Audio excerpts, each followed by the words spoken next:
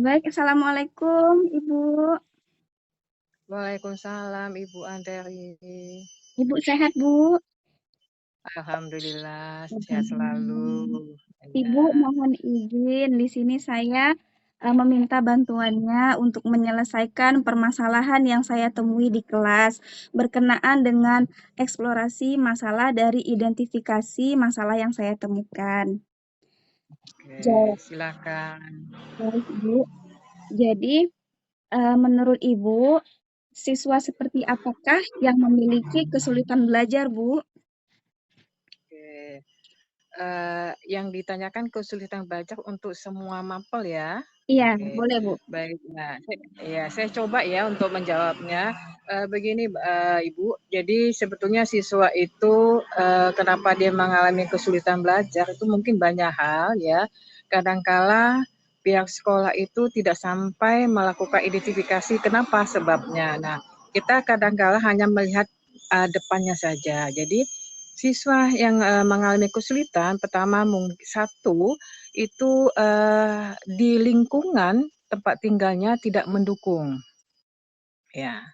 Sehingga karena di lingkungan tempat tinggal di rumahnya tidak mendukung sehingga kebiasaannya ini dibawa ke lingkungan sekolahnya. Kemudian yang kedua, minat ya, minat, keinginan siswa itu mungkin tidak semua siswa itu memiliki, minat semua mata pelajaran ya. Mungkin dia hanya minat di mapel ini, mungkin mapel ini, jadi dia minatnya, ya, itu yang kedua. Yang ketiga adalah faktor yang ada di lingkungan kelas, faktor yang ada di dalam lingkungan kelas ya. Kadangkala siswa ini dia melihat temannya, teman kelasnya, oh teman kelasnya ternyata begini, jadi anak-anak seusia itu mungkin masih sifatnya masih mengikut temannya, ya. Nah, selanjutnya adalah faktor tenaga pendidiknya yang di dalam, yang di lekasnya. Nah, bagaimana faktor tenaga pendidik atau guru yang ada di situ, bagaimana untuk membangkitkan motivasi siswa itu untuk dia senang dengan mata pelajaran. Jadi bagaimana kita suasana di kelas kita pada saat kita masuk itu menyenangkan sehingga siswa yang tadinya tidak berminat maka setelah melihat gurunya begitu sangat tinggi motivasinya kepada siswa, maka dia mungkin akan berminat dengan mata pelajaran tertentu. Itu, Bu. Baik, Ibu. Selanjutnya, Hmm. Bu, karena saya di sini mengampu mata pelajaran seni budaya, untuk Hmm. khususnya SMP, Hmm. seringkali saya praktik. Nah, menurut Ibu, Hmm. apakah pembelajaran praktik yang saya terapkan ini di kemudian hari nanti akan bermanfaat bagi peserta didik Ibu jangka panjang? Oke, baik, untuk, seni memang seni, Penjaskes, IPA itu lebih banyak nanti ada sekian persennya untuk kegiatan prakteknya. Praktek itu sangat baik ya, sangat bagus sekali untuk, anak-anak, pada saat dia setelah selesai sekolah. Kenapa? Karena itu adalah salah satu life skill, keterampilan anak-anak. Jadi, kalau anak itu misalnya memang dia berminat sekali, minat bakatnya di seni, kemudian oleh pihak sekolah didukung untuk melaksanakan kegiatan prakteknya ya, baik dalam seni apa saja, maka ya itu akan dibawanya, akan melekat selalu pada saat dia menyelesaikan sekolahnya tingkat SMP atau dia bisa melanjutkan, itu akan melekat, itu akan menjadi suatu hobi. Kalau seandainya dia seni ya menjadi satu hobi dan itu akan berfungsi berguna bagi kehidupan dia di masyarakat di lingkungan karena gimana pun juga namanya sudah bakat ya, sudah hobi itu akan diterapkan di lingkungan sekolahnya, di lingkungan sekolah dan di lingkungan apa ya, lingkungan masyarakat yang ditinggal nanti itu sangat sangat sangat bagus sekali itu keterampilan itu. Ya, Gitu Bu ya. baik, Bu.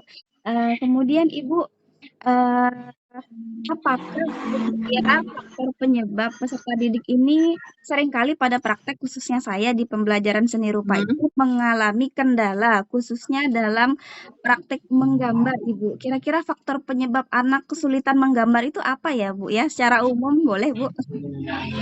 Oh ya, ini kalau menggambar itu memang itu sesuai dengan bakat ya.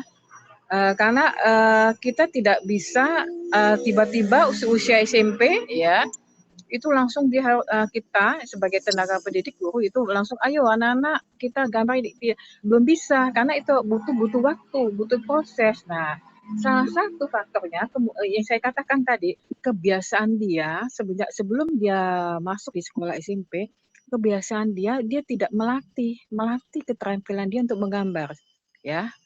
Maka pada waktu dia mau masuk SMP, pada saat itu ada mata pelajaran yang seni itu, dia mengalami kesulitan. Kapan? Basicnya, dasar dia tidak ada.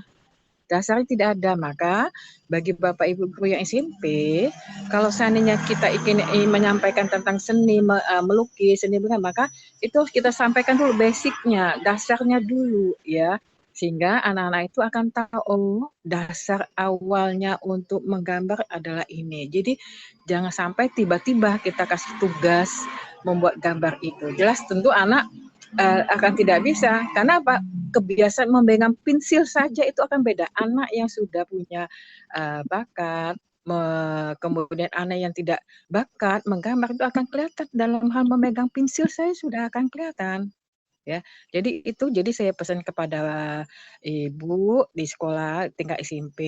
Jadi karena kita lihat faktor dia dulu di SD-nya memang belum dibiasakan, maka kita harus melatihnya, menyampaikan basicnya dulu, keterampilan di dalam membuat melukis atau menggambar itu Bu ya.